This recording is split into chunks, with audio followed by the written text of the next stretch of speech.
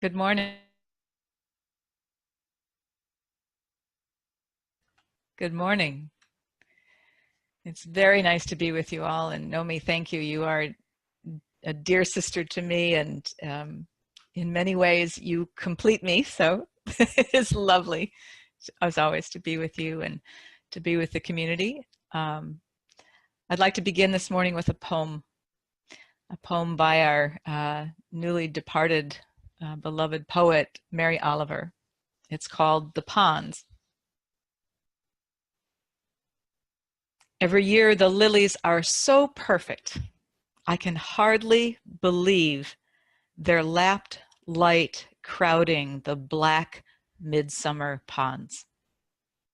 Nobody could count all of them. The muskrats swimming among the pads and the grasses can reach out their muscular arms and touch only so many. They are that rife and wild. But what in this world is perfect? I bend closer and see how this one is clearly lopsided, and that one wears an orange blight, and this one is a glossy cheek half nibbled away, and that one is a slumped purse full of its own unstoppable decay. Still, what I want in my life is to be willing to be dazzled, to cast aside the weight of facts, and maybe even to float a little above this difficult world. I want to believe I am looking into the white fire of a great mystery.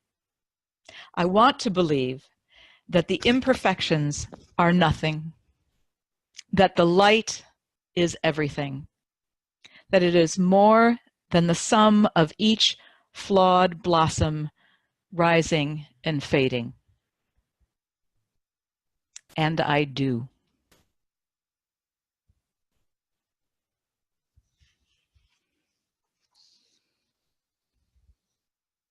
So let's go ahead and come back to our breathing.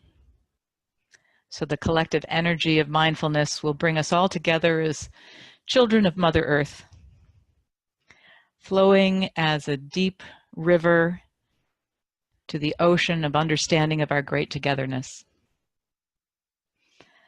I will invite you to come into your posture with a light smile on your face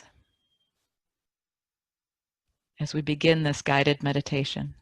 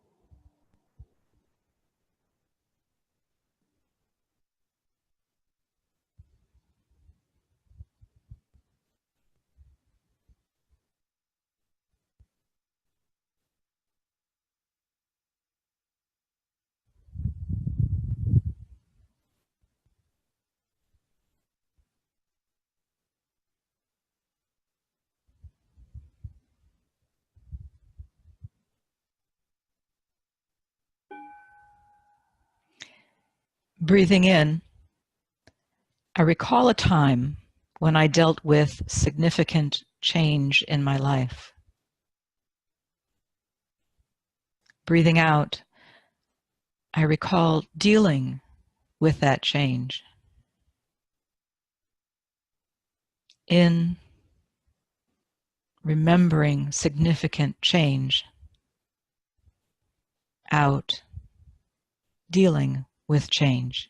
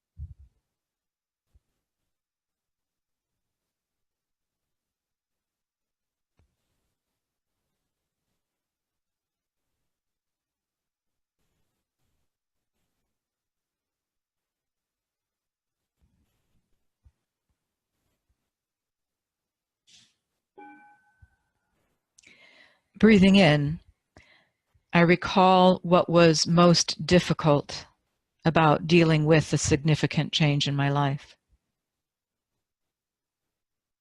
Breathing out, I smile to what was most difficult about change. Breathing in, difficulty. Breathing out, smiling.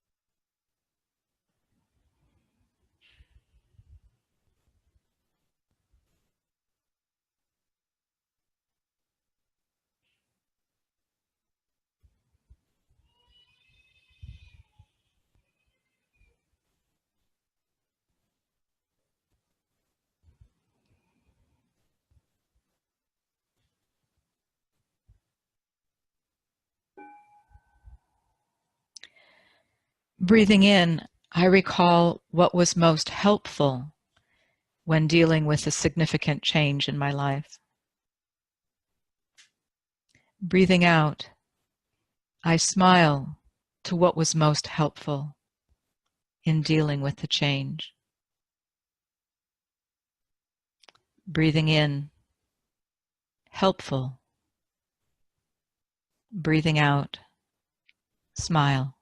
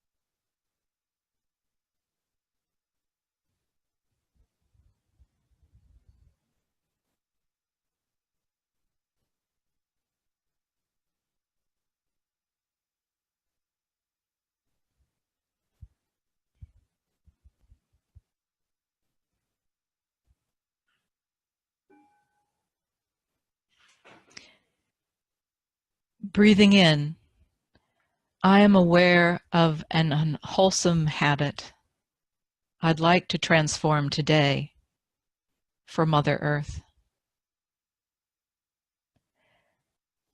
Breathing out, I am aware of the consequences of this habit. Breathing in, aware of habit. Breathing out, aware of consequences of habit.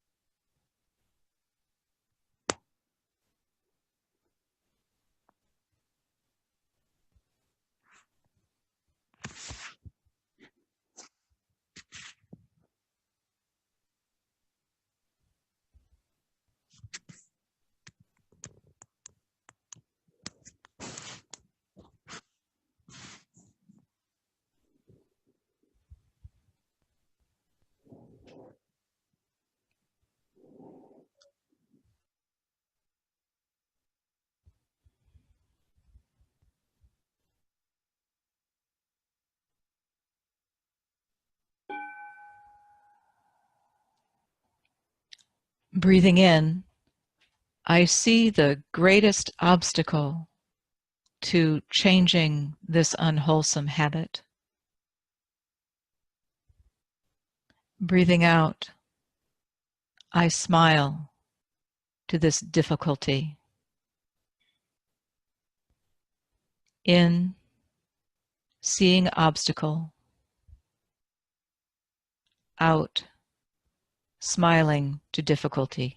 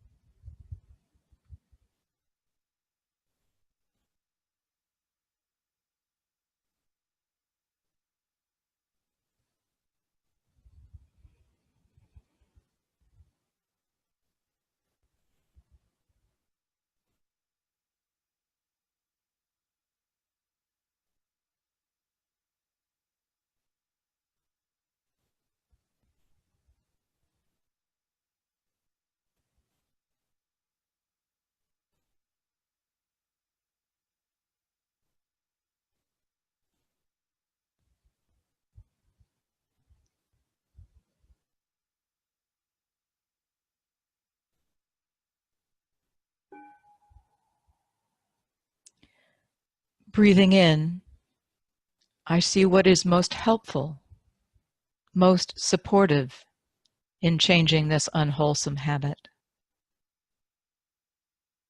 Breathing out, I smile to that which helps me transform. In, seeing what is helpful. Out, smiling.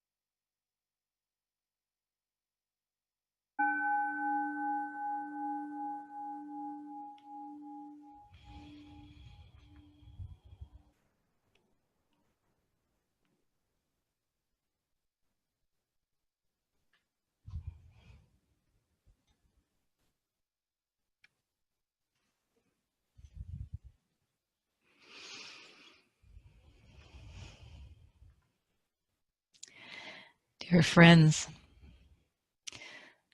some years ago now, I was in an email correspondence with Brother Phap Ho of Deer Park, and as is his practice, he opens an email with saying something about the present moment for him, coming back to the moment. And what he said was that he's very mindful of and working on sealing the leaks in his practice. And when I read that, I thought, holy smokes. If Brother Phap Ho has his leaks that he's sealing. What are mine? And it sort of started me on a path of really re-examining all of those tiny ways that I could challenge myself to do better. And we have in our tradition so many aspirations that we're guided by the 5 and 14 mindfulness trainings in how to be and what to do to embody our ethical lives.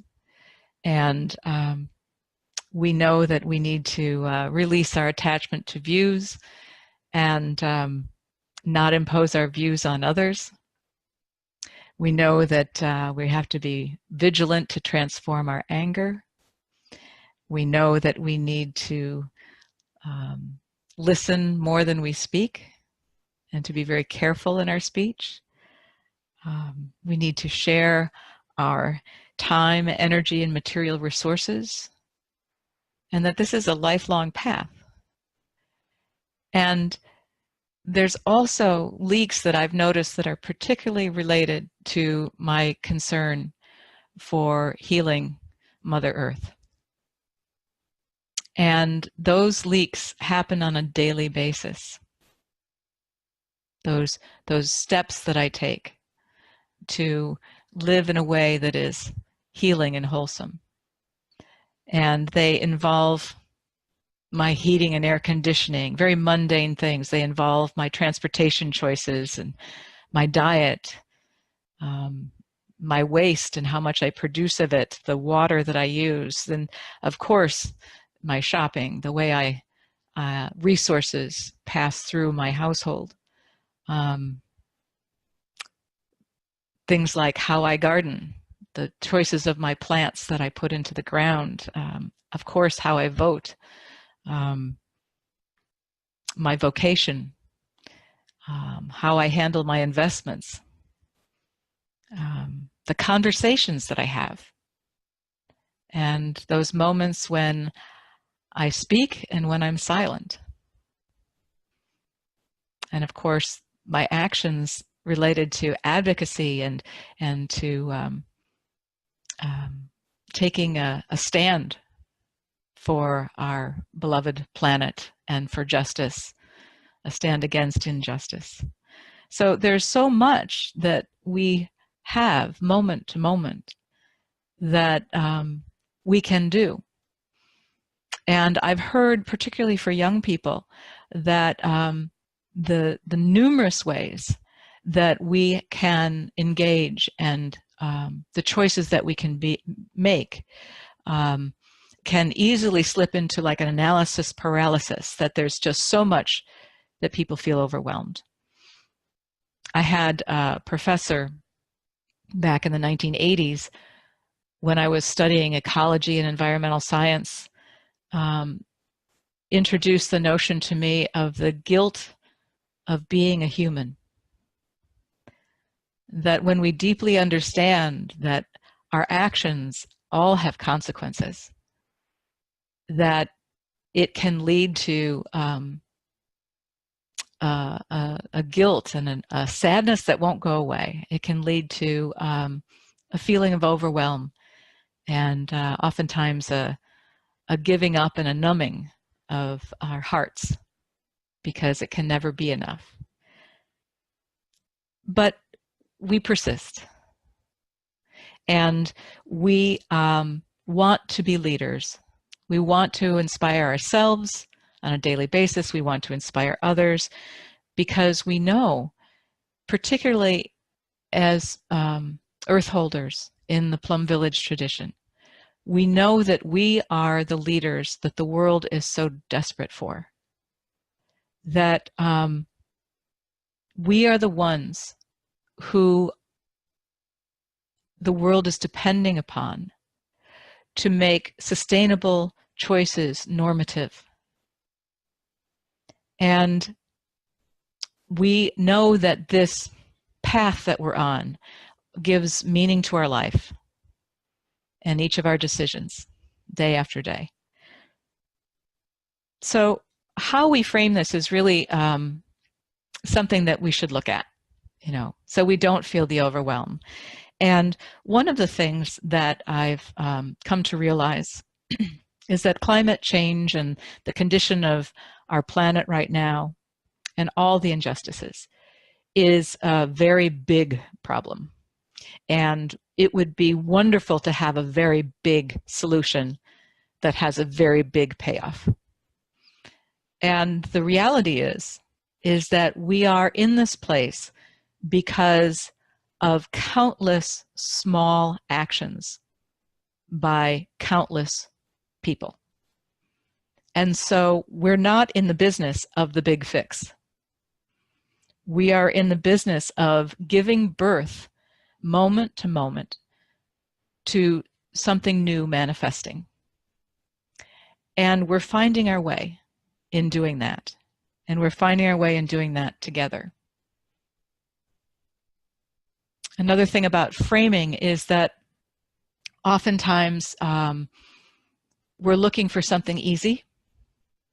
And when we're talking with others, we don't want to be discouraging. So the message that we've heard for years is, it's easy if we just do it. Well, there's reasons why it's not manifesting. Something is not easy. Something is very hard about this. And so when I look deeply, I see that this is really about personal change and transformation.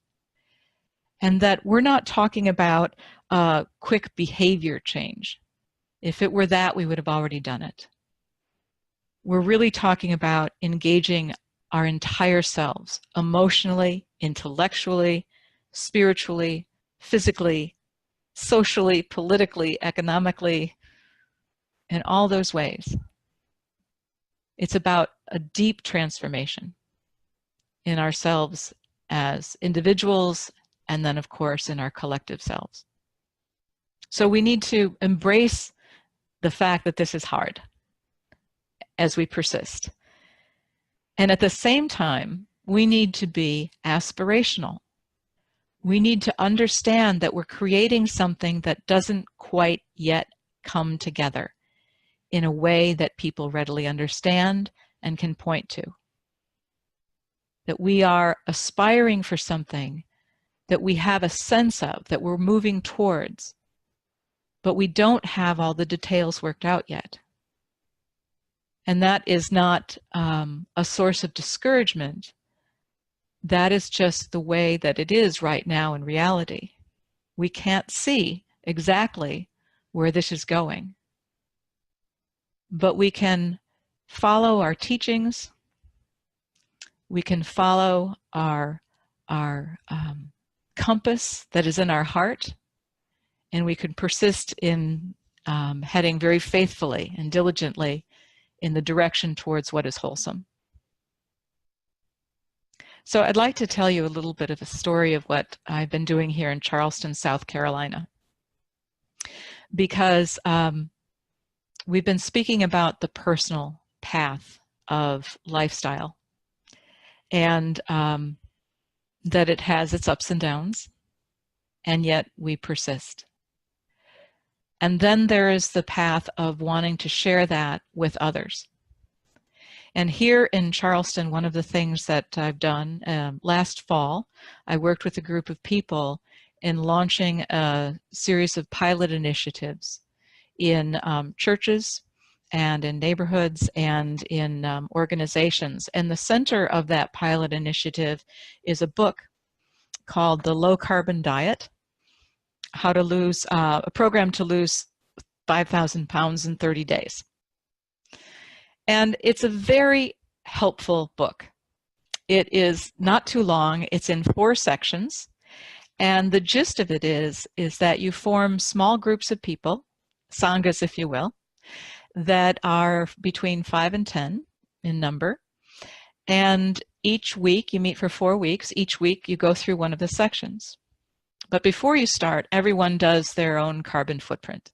So there's a starting place. And then each week, you look at a menu of choices about the carbon, the pounds of CO2 emissions that you would eliminate from the atmosphere if you were to not use your clothes dryer, if you were to change your driving habits, if you were to reduce your air travel, if you were to switch to a plant-based diet 1 day, 2 days, 3 days a week or more. And that is such a tangible, such a straightforward way of doing the math about our impact that people find a great amount of relief in it. They say, oh, I can do this. Now, I might not be able to do that choice, but of this menu, I can pick 3, 4, 5 things that I can do. And then when they think about it, they're like, well, I can add the 6th thing, you know. So it is not too difficult for people to immediately drop 5,000 pounds in the average American lifestyle. It gets more challenging when you want to persist and keep doing more. And I will say that there are certain strengths about this book. There's the clarity with which it's written in. It does have some weaknesses, though. And the weaknesses, first of all, is that it's 10 years old. So a lot of the science that it's referring to is dated. And that it talks about things like changing to the compact fluorescent bulbs, those curly bulbs, when now there's LED light bulbs, which are even better. So if you were to look at this, you would notice things that you could do to change it, to improve it to our understandings today. The other thing that I think is not as wonderful as it might be about this book is it's very much dealing with the head. You know, oh, I can do this and this and this and that'll contribute. But it's not really dealing with what's in the heart and the aspirational piece of having this be a lifestyle, you know, this constant quest to challenge ourselves to live in more and more wholesome ways. So in Charleston, as we were looking at this, we paid special attention to that heart work. And that's why we found a very natural fit in working with churches and with Sanghas. It also really talks about it being easy. And we know that that's not necessarily the case. So I offer this as an example of something that you can do. And there are other programs, you know, Transition Towns has its whole approach. And there's other programs that you might look at to really support you and members of your community in your workplace, in your neighborhood, in your Sangha. Even our peace treaty, our Earth Holder Peace Treaty, is a wonderful place to start, to really check in with how we're doing in our choices on a daily basis. And then when we're doing that heart work and trying to be leaders, some of the things that we found helpful here in Charleston was to first of all begin with gratitude. That all of us can stop complaining about what's wrong in the world and really turn towards all of the bounty and the generosity that the earth provides us, moment to moment, that we normally dismiss. That we can all be grateful for a planet that has given us everything we've needed to thrive since before we were born. And with gratitude, respect, and love is born. We can talk about our values that we share, and we've done this here in Charleston, because when we articulate our values, what we're doing is reinforcing who we are as people and what we stand for. So it's incredibly mobilizing and motivating to touch in on our values. And we can also really shine the light on the consequences of our behavior.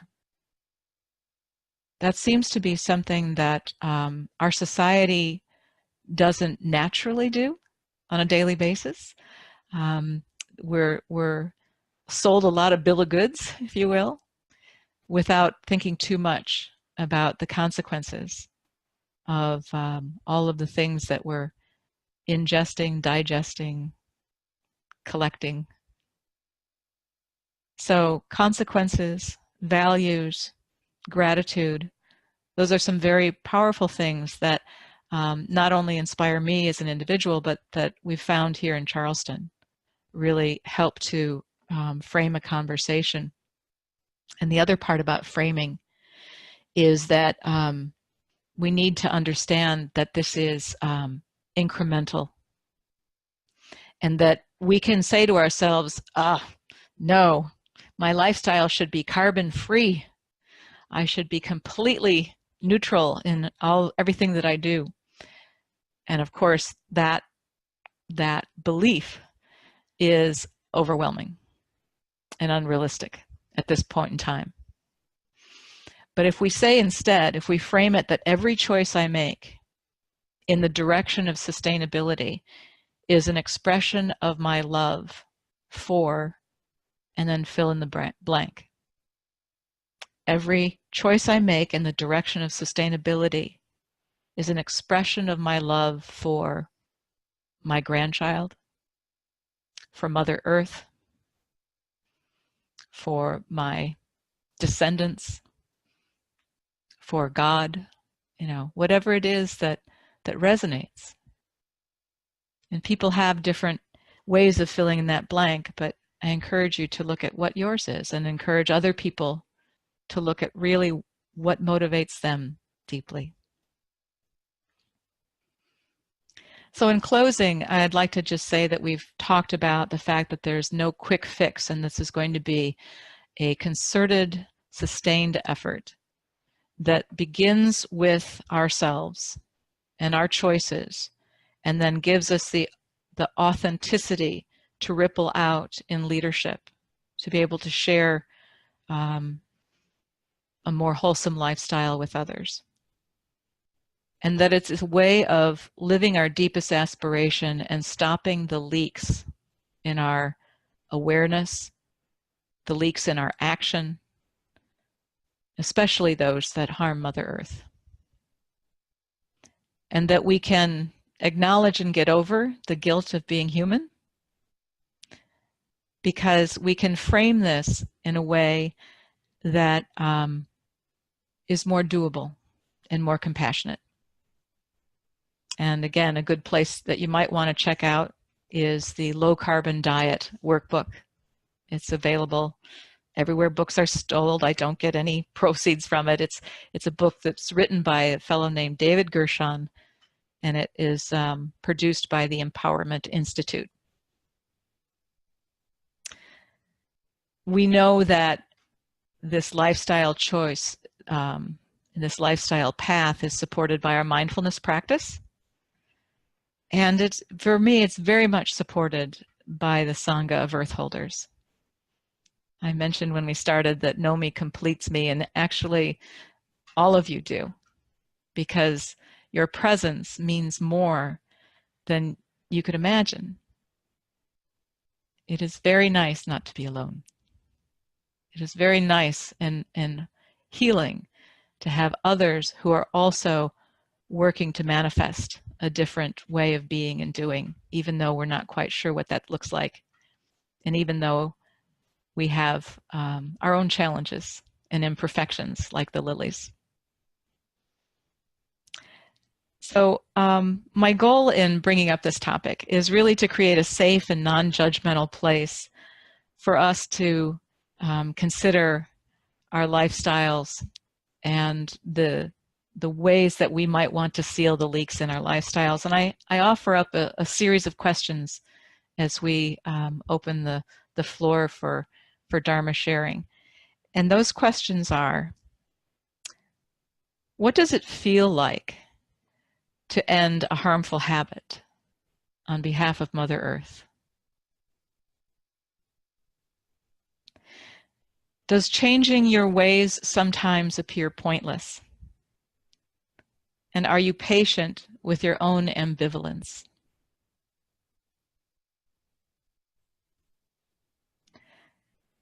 How do the lifestyle lessons you learned in childhood shape your choices today?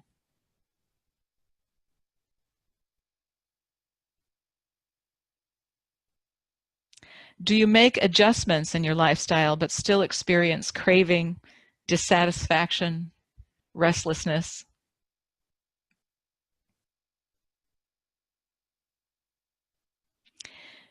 Do you find that sustainable lifestyle choices separate you from others?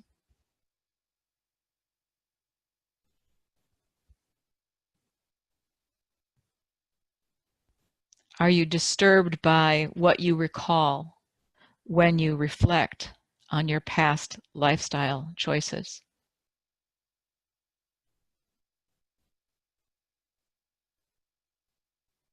Do you raise awareness around sustainable lifestyle choices and challenge habits of harm? And if so, what is at risk when you do?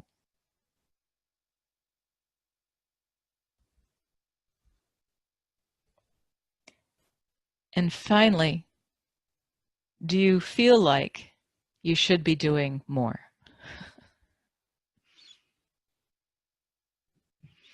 Thank you, dear ones. I look forward to our conversation.